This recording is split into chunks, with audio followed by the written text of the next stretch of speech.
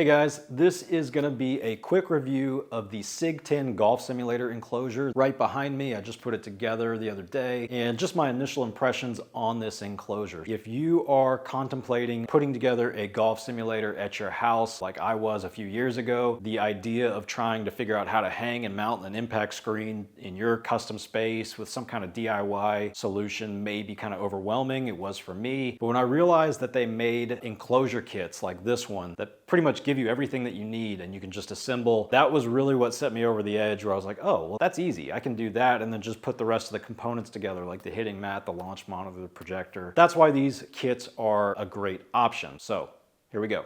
All right, so like I said, this is the SIG10. They also have the SIG8 and the SIG12, and that number stands for roughly the width of the enclosure. The actual dimensions of this enclosure behind me, the SIG10, it's 10 feet 10 inches wide and 8 feet 4 inches high. The depth is listed on the website of like 13 feet or something, but that is including the optional side barrier netting on the sides, which I don't have, and personally I don't think are really necessary depending on, you know, how far you're hitting away from the screen itself. But like I said, I don't have them. The actual depth on this is about 5 feet. And whenever you purchase one of these enclosures, they send you all the parts and all you have to do is assemble it, and then you can go on and choose your other components to your simulator, like the hitting mat, the launch monitor, the projector, etc. The other option you can do, instead of buying a complete enclosure kit, one of these SIG enclosures, you can do the SIG DIY kit, and that is a kit just like this, except without the pipe frame. It'll give you all the connector pieces, but you have to go to the hardware store and purchase like 1-inch EMT pipe, and you can cut it to the exact sizes needed and then put it together. And they of course give you all the exact cut sizes to cut to. That saves you some money buying it at the hardware store. They don't have to ship it. That's the DIY kit.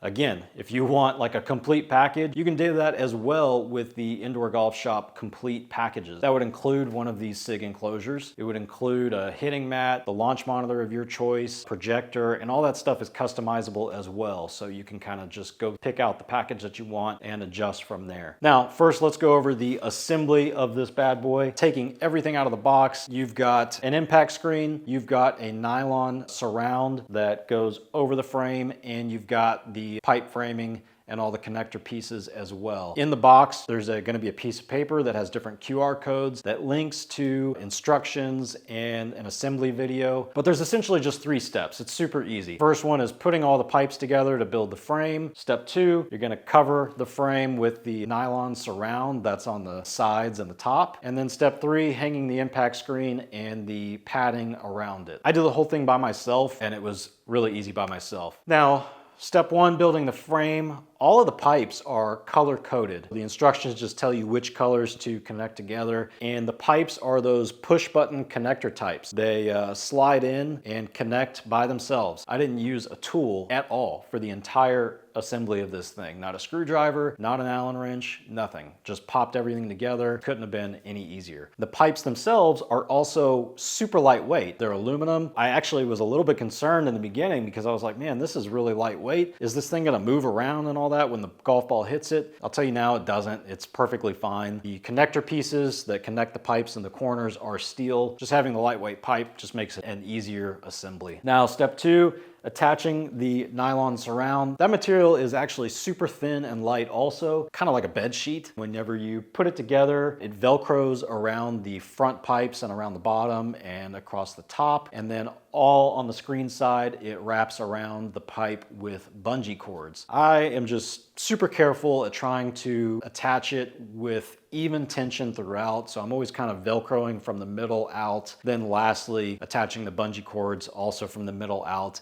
I don't even know if that's necessary, but I just want to try and get the most even tension I can. When you do that last step and you attach the bungee cords, any wrinkles totally come out. I mean, it is pulled super tight. It looks very nice. And so then lastly, you want to hang the impact screen starting with the 4 corners, and then same thing for me. I just attach the bungees from the center out. Now, the foam padding, that kind of goes across the top, side, and bottom of the entire screen. That is kind of what fills the gap between everything. It's soft, just like a kind of a thick, squishy pillow, kind of wrapped in a carpet material. It sticks on with Velcro on there. It does a good job of protecting those pipes, and if you shank it or anything into those corners, it's going to hit that. that and stop the golf ball, not let it ricochet or anything like that. That's pretty much it. That's all of the parts and assembly of it. So I put it together a couple days ago. I finally just got to play around on GSPRO with it and just kind of want to give my initial impressions on it. First off, it fits my space absolutely perfect. From wall to wall, I get asked all the time, it's about 12 feet. It's actually 1 inch short of 12 feet, 143 inches. On this side, I've got 7 inches of space, and over here, I've got 6 inches. And so I don't think you would really want to go much closer to the walls. Now, the surround material, I was a little bit concerned with that material being so thin. I said it was like a bed sheet. I've only played one round, but yes, I've already shanked one into this right side. The ball just rolled into it and into the impact screen. I was worried that the ball was going to be able to kind of hit the wall, the 6 inches into the wall, stretching it, but it doesn't. It's pulled so tight that, you know, it's not an issue. The padding that I mentioned, it's like a pillow that goes around the edge, all 4 sides of the screen. It's a little bit odd. When you're up close, looks a little bit strange. It doesn't really look like a perfect fit. And it's actually kind of like thicker on one side and thinner on the other, kind of almost triangular. It doesn't have any straight edges or anything like that, but I almost feel like it would be a little bit sleeker and nicer if it did have some straight edges. When in pictures and on video, you can't even tell. So I'm sure standing right here, you can't even tell what I'm talking about. It's just a little bit odd. It does its job really well from what I can tell as far as protecting those corners and any crazy ricochets or anything like that. The screen itself, picture from the projector, looks fantastic. With these impact screens, ball bounce back can be a concern. So if you hit a driver, you know, a golf ball is going at high speed into that screen and it's attached with bungee cords, you know, it's going to bounce back and you don't want too much. You don't want it flying back at you. The only thing you can really do is unattach some of those bungee cords to loosen the tension on the screen. To start, I attached all the bungee cords and I just said, well, we'll see what happens after we get going. And so far it has been no problem. I haven't had to take any of those bungee cords off and bounce back has been just fine. You will notice, I don't know if you can see it from here, but there are some very noticeable wrinkles in the screen from when it was shipped folded up. It was shipped folded up as well as it could possibly be, but you can see some wrinkles in it when the projector is off. When the projector is on, it's hardly noticeable at all. You kind of have to be looking for it. But from what I've read from other reviews and things on this particular impact screen, those should fall out within a few weeks. I suspect that the more I use it, the more I hit a golf ball into it, the more it's in my hot garage, those wrinkles are going to be less and less. So we're going to follow up later on and see how they look. But for now, they're there and I'm just not worried about them. I guess that's pretty much it on my initial thoughts on assembly and just the finished look. I know I'm gonna be asked, and yes, I will be doing a direct comparison between this SIG enclosure and the Carl's Place C-Series enclosure that I had up before this one. I had that Carl's Place enclosure up for well over a year, maybe a year and a half. I think I need to get several months under my belt with this one before I do a video on a direct comparison. But if you are trying to figure it out for yourself now, I do have reviews of that Carl's Place C-Series enclosure. I think there's a part 1 and part 2 up on my channel now. You can check those out. And if you still have any questions about them and I haven't released a direct comparison, just shoot me an email. I'd be happy to answer any questions that you have about either one. I will put a link in the description to this SIG enclosure, and that will help me out if you use that link to make a purchase. But I also